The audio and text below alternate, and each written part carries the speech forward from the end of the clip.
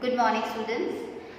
Previously, we were doing the chapter and the topic that is the business services, and there we have already studied about the banking services, their types of the accounts and the advances, and the important services of banking. Today, we are also proceeding to the next one of the subtopic of the services, that is insurance. So, insurance plays a very important role for doing the business because the coming time or the future is uncertain. You can't predict the future because if you are not able to predict the future, you can't assess what kind of the losses, what kind of the natural calamity is going to be happening in the near future. Just to overcome all those kind of risks, you are to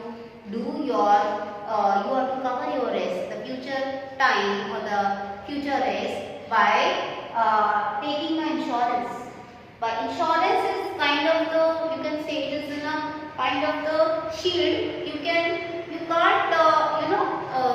stop that uncertainty, but you can at least cover yourself and at least escape from that coming work. If there is a worst time or there is any risk which is going to be come in the future, you can at least cover yourself by taking the insurance. So today we are going to studied about what is the insurance, what is insurance services, and there are different types of principle. We will going to study what is the meaning of insurance and assurance. There are two words.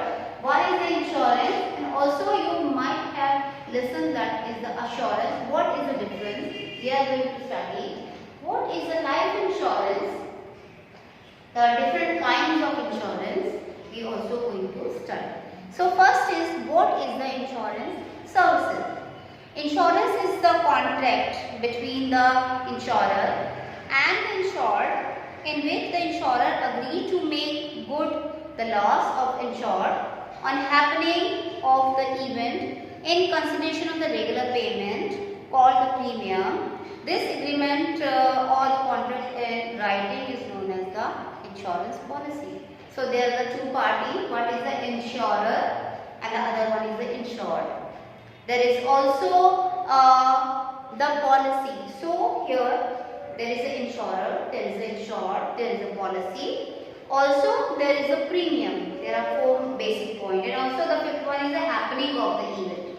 So first is there is the insurer. The insurer is the company, insurance company, who actually offer the the other person for taking the risk. Company is the other person risk on his head or company's head. So that's why we can say the insurance is the individual or a firm known as insurance company which agree to compensate the whole loss of the insured.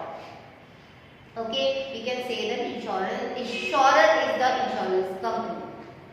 Second one is the insured. Insured is actually who take the policy from insurance company. Who is insured by giving the paying the premium to the insurance company. So insured is an individual or a firm who gets compensation of loss. Insured pays regular amount of the premium. Now next is the happening of the event. Happening of the event means if that mishappening happens, only then you will get that compensation. So it refers to the subject matter of policy or the kind of the losses covered under the policy.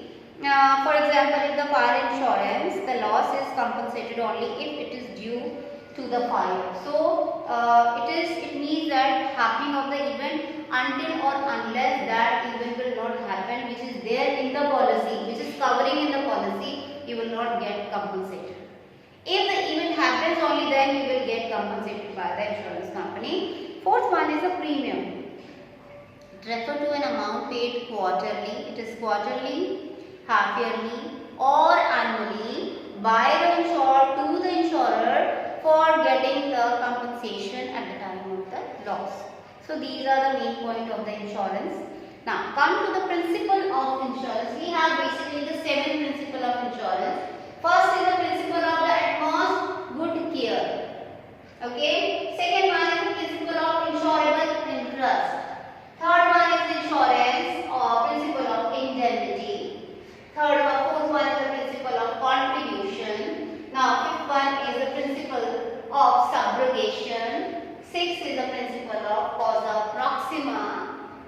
is principle of mitigation of losses. So these are the 7 principles we will do or discuss one by one. First is the principle of utmost good faith. Now, according to this principle, insurance is in the contract based on the faith, the trust. The insurance is the actually the contract which is based on the faith, which is based on the trust between the two parties. What are the two parties? That is the insurer, and other one is the insured. The insured and the insurer must disclose all the material facts. So the each of other and both the parties should not hide any fact related to the insurance policy from each other. In the insurance, if the insured hides any material fact from the insurance company and later on the insurer comes to know about it, then he can refuse to pay the compensation. If the insured conceal anything or hide anything which is actually on a material basis, which is the materialistic information which is very must to be disclosed, and that person is the insured is didn't disclose that, and after the happening of the event when the insurance company come to know about that, maybe the insurance company will not compensate to the insured. Next, for example, you can take an example. For example, the person has taken a life insurance policy by hiding the fact that he is a heart patient, and later on if the insured dies with a heart attack, then the insurance company can refuse to pay the compensation because the material fact was hidden by the insured. So we can say that failure to make the disclosure of material fact by the insured makes the contract of insurance voidable at the discretion of the insurer. Now, next is the principle of the insurable interest. Now, principle of insurable interest means that you can only do the insurance which you have the insurable interest. And basically, insurable interest is only on the you will find the blood relation, just like your children, or you can have the insurance with your parents, and also the insurance of the spouse. So spouse here means spouse. For the husband, wife is the spouse. For the wife, the husband is the spouse. So according to this principle, the insured must have an insurable interest in the subject matter of insurance policy. Without interest, taking an insurance policy is a gamble and fraudulent activity, and a law does not permit it. In case of the life insurance, the insurable interest comes with the relation of insured with the person taking insurance policy. For example, a person can take life insurance policy for his spouse or for the children, and he or she cannot insure policy for the stranger. In case of a fire insurance, the insured must suffer a financial losses if the subject matter is damaged to prove the insured interest, or must be owner of the subject matter. So we can easily with the help of that example, you can clear about that you cannot take the insurance policy of your friend, of your other person who is a stranger. Only it is be there with the blood relation, or your spouse can take the policy. Next is the principle of indemnity. The principle of indemnity. According to the principle, the insurance is not the contract of making profit. The purpose of insurance is to bring back the insured in the same financial position. It is a very accurate line. It means the purpose of insurance is to bring back the insured in the same financial position as he was before the loss. So, principle of indemnity says that the insurance is not a source of making the profit. It is actually making the insured on the same financial position. If he has incurred any losses due to any uncertainty, with any risk, that the insurance company has an aim to make that insured on the same financial position. It's not so above, not so high, because it's not insurance is not done for the profit making purpose. So we can say, for example, a person insured his factory with a 2 lakhs. So if a person is insured his factory with a 2 lakh, it doesn't mean that if he has insured his factory with a 2 insurance company, and if he has just have a loss of 2 lakh, he will get the one company will get the 2 lakh, and from the other companies also get the 2 lakh. It means 2 and 2 make the 4 lakhs. It means that it doesn't mean that he will make the use of and take the advantage of the of that. It means that in that situation only he will get the total 2 lakh from the both the companies, the insurance company. Now next is the principle of contribution. The principle of contribution is also, we will say, it is the extension of the principle of indemnity, because principle of contribution is also corollary of the principle of indemnity. According to the principle, if the person has taken more than one insurance policy for the same subject matter, all the insurers will contribute the amount of the loss and compensate him. So as we have also discussed that also in the principle of contribution means if a person is actually done his insurance or taken the insurance more than the one company. He has taken the insurance company not from a one insurance company but from the 2 companies.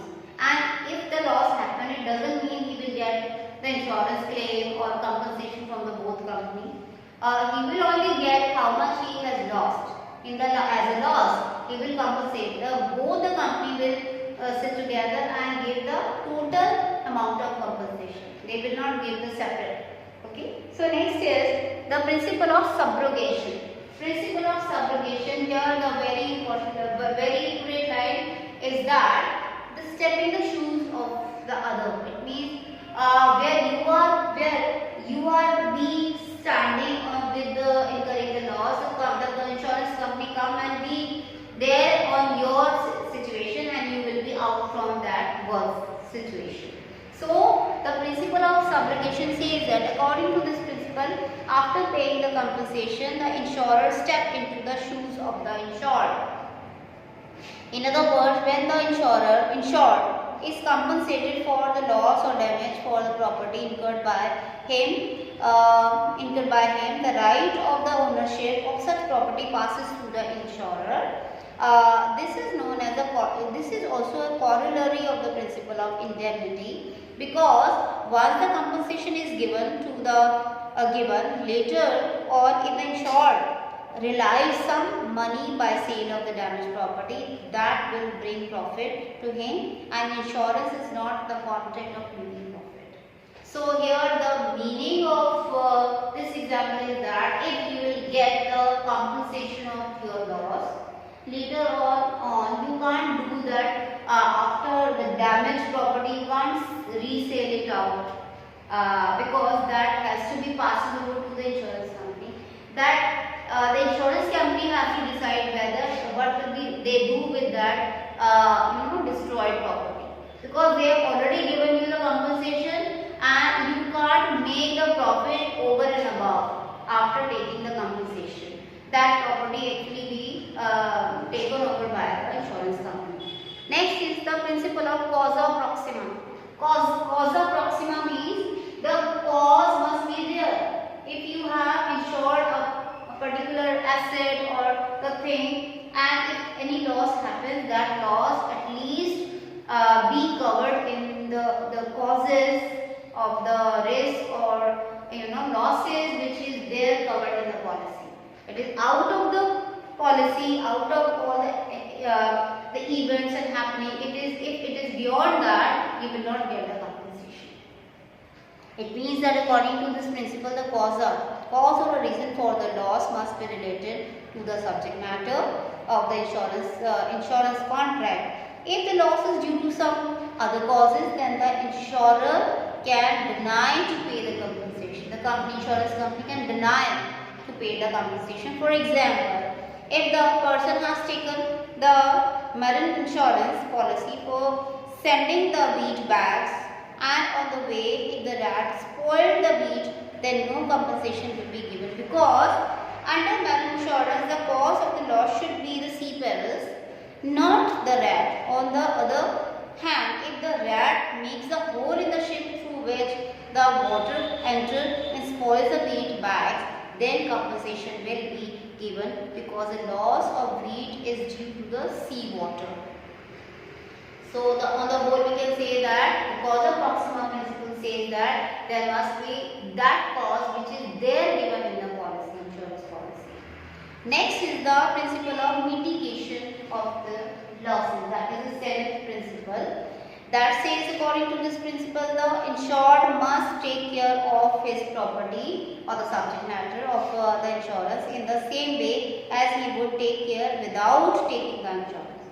So according to the principle of the mitigation of the losses, it says that if you have taken an insurance policy, you must take care about that asset. It doesn't mean that if you have taken a policy, you are just be careful, just carefree about that, whatever is going with the asset.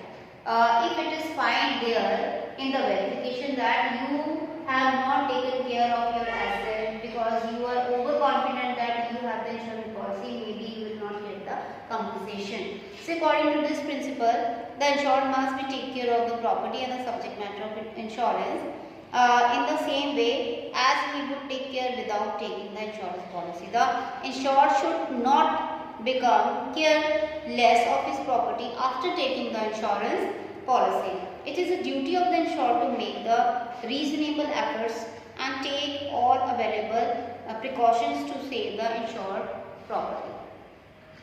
So this is all about your different principles of insurance. That is very must to understand because each and everybody who is a businessman, who is a common man, one or other way, all have to take the insurance policy in a present area because insurance policy are basically of the four types. One is the life insurance policy, second one is the fire insurance, third one is the medical insurance which deals with the sea perils, and the third one is the health policy, Medicare policy. These all include in the insurance, and everybody with a one or other way has to take the insurance policy. Some takes in a common way, some takes the life insurance policy. That is very also important for the normal way of your life. And for the businessmen also do the fire insurance, the marriage insurance. When the product go from the sea voyage, it's very must to do the marriage insurance. Also the medical policy or health policy is be required, and that has to be done basically or mostly by the employer for their employees. So these all are the different types of the policies, and in the next lecture we will do what is the insurance, what is assurance, what are the life insurance policy, what are the different types. So we will do it in the next lecture. Till then I will say thank you to all of you.